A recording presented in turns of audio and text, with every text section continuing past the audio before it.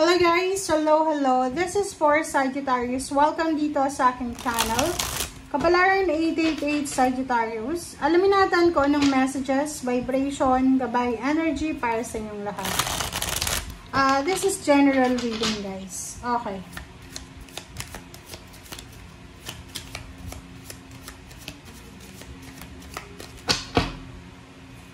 Okay, first card natin Sagittarius is 7 of Wands.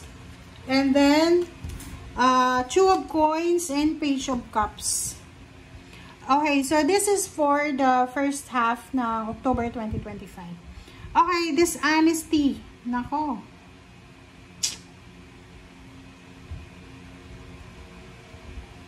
Mag-iingat tayo, Sagittarius. Mag-iingat ka, Sagittarius, kasi ikaw ba ay, kasi yung 7 of Swords na to, this is betrayal, deception, parang dishonesty, cheating. Nako. Ang hirap magsalita dito, pero basahin ko na lang Sagittarius, ikaw ba ay nagkakagusto sa ibang tao? May asawa ka, may partner ka, mag-iingat ka kasi pwede kang mahuli sa 2 linggong ito. Hindi ka man mahuli ng karelasyon mo, pwedeng ibang tao yung magsumbong sa karelasyon mo. So, mag-iingat ka. Kung ikaw naman ang hindi, wala ka naman ginagawang masama, hindi ka naman naloloko, posibleng sa linggong ito ay hindi mo alam na niloloko ka. But the universe, parang universe ay magdadala sa'yo ng parang parang warning. So, kailangan nung maging attentive. Pero wag maging tamang hinala Make sure na alam mo or nakita mo yung totoo. Wag yung isip ng isip na mag-overthink ka. Okay? Next card. Even sa relationship or sa pera, mag-iingat. Kung may negosyo, tindahan, or kano pa man, ingat-ingat kayo kasi pwedeng kayo ay kayo ay manakawan or pwedeng kayo ay mapagbintangan. Next is 2 of Coins. Sinasabi ng baraha sa atin na sa 2 linggong ito, kinakailangan mong i-manage yung iyong resources, yung pera mo. Kailangan mong i-manage yung priorities mo sa buhay.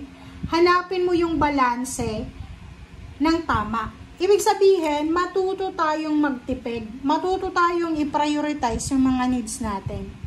Pag alam natin na hindi naman kailangan ng, pag hindi naman kailangan ng gastos, kailangan magtipid, yun yung gawin mo. Next card natin is Page of Cups.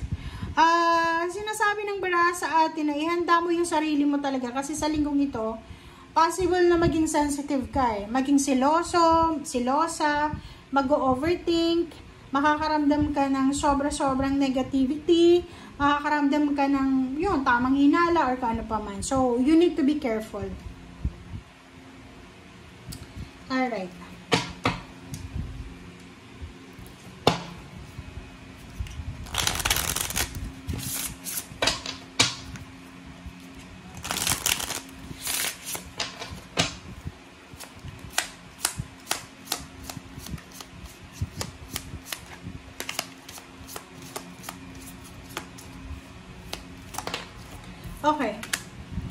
Okay. So, sabi na Snake.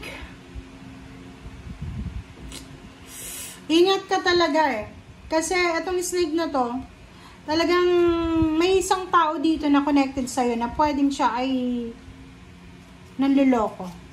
Pwedeng siya ay may third party or pwedeng ikaw to na nagkakagusto ka sa ibang tao.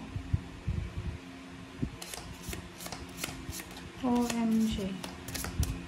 Pag-iingat ka sa pera, sa paghawak ng pera, kasi pwede ka din ma-scam. Pwedeng traidorin ka, or pwedeng ma-scam ka. 38, 8, 9, 10, 11. Sinasabi ng baraha sa atin dito, na Sagittarius, this fire or flame ay nagsasabi sa'yo na possible na malapit ka nang i-promote or pwedeng malapit kang tumaas yung sweldo mo or nakikita ng mga tao kung gaano ka kasipag, kung gaano ka kagaling sa trabaho. So, parang ang barahang yan ay nagsasabi na there's a good fortune na nakapaligid sa'yo. Kumbaga, bumubuhos yung ulan ng swerte sa buhay mo.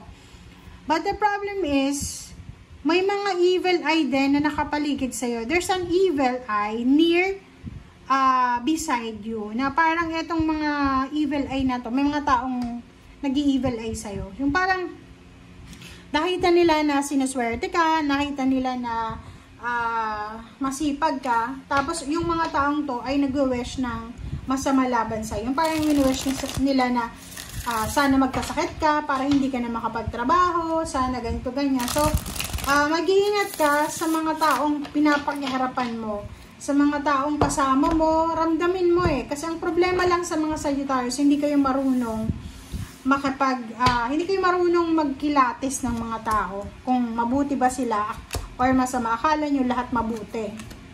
Okay? So, kailangan yung maging attentive, maging aware kayo sa mga pinagkakatiwalaan nyo. Alright? So, ilalim mo is Empress, mayroong Emperor. So, there's an authority in abundance. Makinig ka sa sinasabi ng puso at intuition mo. Kasi, yung mga Sagittarius, isa sila sa mga masisipag na zodiac signs. Sila yung mga taong ayaw nilang mabakante. Gusto nila palaging may ginagawa, may trabaho, may pera.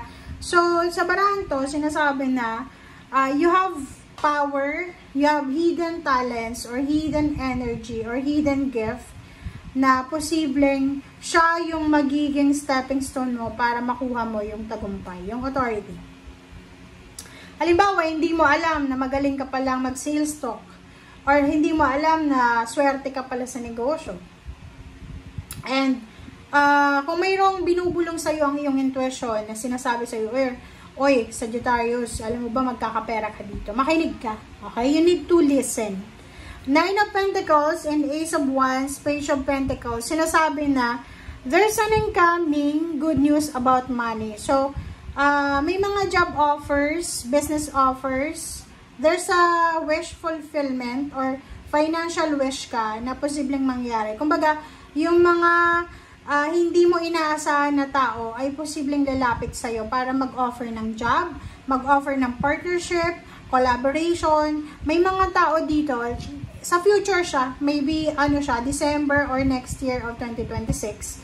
Isang exciting na pangyayari ang pwedeng mangyari sa'yo, Sagittarius. And makakatagpo ka is either water sign, earth signs, or pwedeng same fire sign na pwedeng makatulong sa'yo para matupad mo yung mga financial dreams and wishes mo.